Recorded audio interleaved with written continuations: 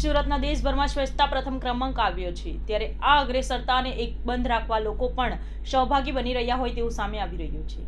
કતારગામમાં સ્વચ્છતાને લઈને વરઘોડામાં જાનૈયાઓએ અદ્ભુત કામગીરી કરી હતી। વરઘોડામાં ફોડવામાં આવેલા ફટાકડાથી થતા કચરાની સફાઈ કરીને લોકોને સારો સંદેશો આપ્યો હતો।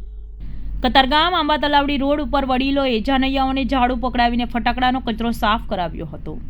લગ્નના વરઘોડામાં ફટાકડા ફોડીને કાગળના ટુકડા ઉડાડીને રોડ ઉપર કચરો કરવા બદલ સુરત મ્યુનિસિપલ દંડ વસૂલવાનું શરૂ કર્યું છે, જેથી હવે જાનૈયા જાતે જ કચરો સાફ કરવા લાગ્યા છે। આવી જાગૃતિ સુરતના સ્વચ્છતામાં પ્રથમ ક્રમાંક જાળવી રાખવામાં મદદરૂપ બનશે। જાનૈયાઓની આ કામગીરીને સુરત મેયરે સોશિયલ મીડિયામાં પોસ્ટ મૂકીને વખાણી હતી। મેયર દક્ષેશ માવાણીએ કહ્યું કે જાણીને ખૂબ જ આનંદ થયો। સુરત મહાનગરપાલિકાની વરઘોડામાં ફટાકડા ફોડી કચરો ન કરી જાનૈયાઓએ સ્વચ્છતા કરી છે। આ જ રીતે સ્વચ્છતામાં અગ્રણી બનીશું તો સ્વચ્છતામાં પ્રથમ ક્રમ જાળવી રાખીશું।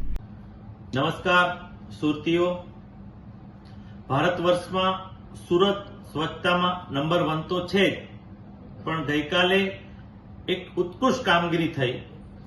એક કતારગામમાં એક પ્રસંગમાં વરઘોડો જઈ રહ્યો હતો, તે લોકોએ સેલિબ્રેશન કર્યું, ફટાકડા ફોડ્યા અને તેમના વડીલોએ યુવાનોને કીધું કે જે ફટાકડા ફોડ્યા છે તે આપણે કચરો સફાઈ પણ કરી લઈએ। તે લોકોએ ચાલુ વરઘોડે કચરો સફાઈ કરી, એકત્રિત કરી અને ડસ્ટબિનમાં નાખ્યો। આ ઘટનાથી હું ખૂબ જ તમામ જાનૈયાઓને અભિનંદન આપું છું, વડીલોને હૃદયપૂર્વક વંદન કરું છું।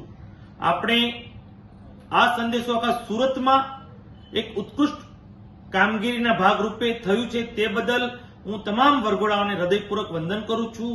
આપણે સ્વચ્છતાના આગ્રહી આ રીતે બનશું તો આવનાર સમયમાં આપણે પ્રથમ ક્રમ જાળવી રાખીશું। અસ્તુ, ભારત માતા કી જય।